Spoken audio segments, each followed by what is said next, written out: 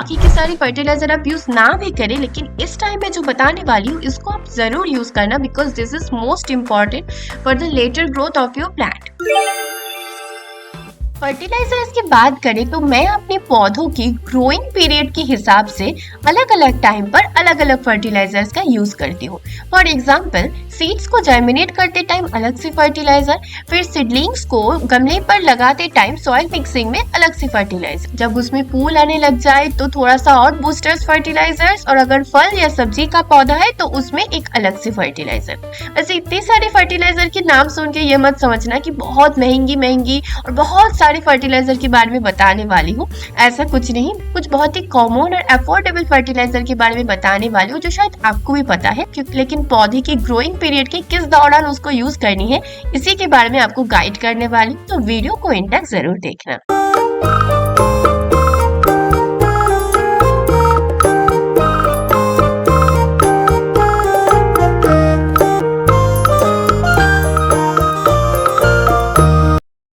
पौधे को सीड से जर्मिनेट करते टाइम मैं यूज करती हूँ कोकोपीट का। अब कोकोपीट को आप एज अ फर्टिलाइजर ना कह के एक बेस मीडियम भी कह सकते हैं। जैसे हम मिट्टी में पौधे को ग्रो करते हैं ऐसे कोकोपीट में भी ग्रो कर सकते हैं। लेकिन मैंने इस साल अपने सीड्स को जर्मिनेट करते टाइम देखा है सिर्फ कोकोपीट में सीड जर्मिनेट की जो रिजल्ट है उससे कहीं ज्यादा अच्छी है अगर आप सॉइल और कोकोपीट को एक साथ मिक्स करके उस पॉटिंग मिक्सर पे सीड्स को जर्मिनेट करें। क्योंकि मेरे यहाँ की सॉइल थोड़ा सा क्ले सॉइल यानी ऐसे गोल करने से लड्डू बन जाती है, तो इसीलिए मैं इसमें थोड़ा सा बालू भी ऐड करती हूँ, यानी सैंड, कोकोपीट एंड सॉइल, इन तीनों चीजों का मिक्सचर में मैं सीड्स को जर्मिनेट करती हूँ। Now the most important part, seedling सारे अच्छे से बड़ी हो गई है, अब इसको अलग अलग गमलों में ट्रांसपोर्ट करनी है। या फिर आप में से बहुत सारे लोग होंगे जो नर्सरी से या प्लांट शॉप से ऐसे सैपलिंग्स को खरीद कर लाते हैं और उसको गमले में लगा देते हैं। तो इस टाइम जो सॉइल मिक्स आप प्रिपेयर कर रही है सबसे ज्यादा इम्पोर्टेंट है। अगर मेरी बताई हुई बाकी की सारी फर्टिलाइजर आप यूज ना भी करें, लेकिन इस टाइम में जो बताने वाली हूँ इसको आप जरूर यूज करना, because this is most important for the later growth of your plant. Soil mix को प्रिपेयर करते टाइम मैं सारे ऑर्गेनिक फर्टिलाइजर्स का यूज करती हूँ, like compost, bone meal, horn meal, neem cake, mustard cake. इन सारी चीजों को यूज करने की जरूरत नहीं है, लेकिन जो दोनों चीजों को आपको यूज करनी है वो है कंपोस्ट एंड बोन मील। अब किसी भी तरीके की कंपोस्ट हो, चाहे गोबर की खाद हो, वर्मी कंपोस्ट हो या घर में बनाए हुए किचन कंपोस्ट, जो भी कंपोस्ट आपके पास है उसको आप यूज कीजिए। और उसके साथ आप यूज कीजिए बोन मील एंड कोकोपीट का। जी हाँ, कोकोपीट को आपको यहाँ पर भी यूज करनी है। कंपोस्ट तो आपके पौधे की फर्दर ग्रोथ में एज अ न्यूट्रिएंट यूज होगा ही, और कंपोस्ट की अमाउंट भी सबसे ज्यादा होनी चाहिए। और बोन मील का फायदा ये है कि बोन मील आपकी पौधे की रूट्स को स्ट्रॉन्ग करता है, और अगर फ्लावरिंग पौधा है तो ऑब्वियसली बोन मील का यूज करना, क्योंकि बोन मील पौधों में बड्स लाने में बहुत हेल्प करती है। और कोकोपीट तो है ही हमारा, न्यूट्रिशन भी देगा और वाटर स्टोर करने में भी बहुत ज्यादा हेल्पफुल होगा। इसके बाद भी अगर आप चाहे तो इसमें नीम केक, मस्टर्ड केक, हॉर्न मील, इन सब का भी यूज कर सकते हैं। नीम के खली तो एक अच्छा सा फंगीसाइड के हिसाब से भी काम कर जाती है, और उसके साथ साथ उसकी न्यूट्रिशन कंपोनेंट तो है ही है।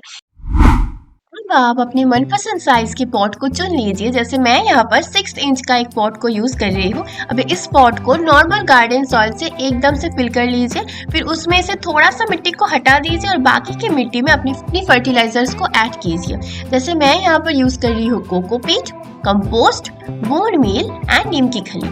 यहाँ पर ज्यादातर अमाउंट में मैंने कंपोस्ट एंड कोकोपीट लिया है और बोन मील और नीम की खली सेम अमाउंट में लिया है। अब इन सबको अच्छे से मिलाकर एक सॉइल मिक्स को प्रिपेयर कीजिए। इस सॉइल मिक्स में आप अपने किसी भी विंटर प्लांट्स को ग्रो कर सकते हैं। चलो, अब पौधा अच्छे से ग्रो कर गई है और पौधे में फूल भी दिखने लगे, तो अब क्या करें?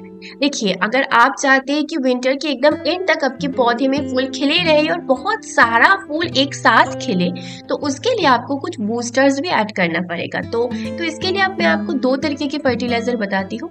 एक है एनपीके और डीएपी। एनपीके 19-90 जो मिलते हैं उसके बारे में बोल रहे हैं। डीएपी और एनपीके दोनों को ही आप पॉट की गमले की साइज के हिसाब से यूज कीजिए। अगर आपकी 6 इंच के पॉट है तो 6 दाने डीएपी और एनपीके का यूज कीजिए। एनपीके और डीएपी अलग अलग, मतलब एक साथ एनपीके और डीएपी का यूज मत कीजिए। या तो एनपीके या फिर डीएपी, दोनों में से किसी एक को आप यूज कीजिए। थोड़ा सा मिट्टी में गुड़ाई कर लीजिए, फिर 6 दाने ऐसे अच्छे से मिट्टी में फैला दी, फिर वापस से मिट्टी को ढक के थोड़ा सा वाटरिंग कर दीजिए, and that's enough. But if you can't afford NPK और डीएपी तो उसकी जगह आप यूज कर सकते हैं सरसों की खली से बनाई हुई ये लिक्विड फर्टिलाइजर। अब इसको कैसे बनाएं?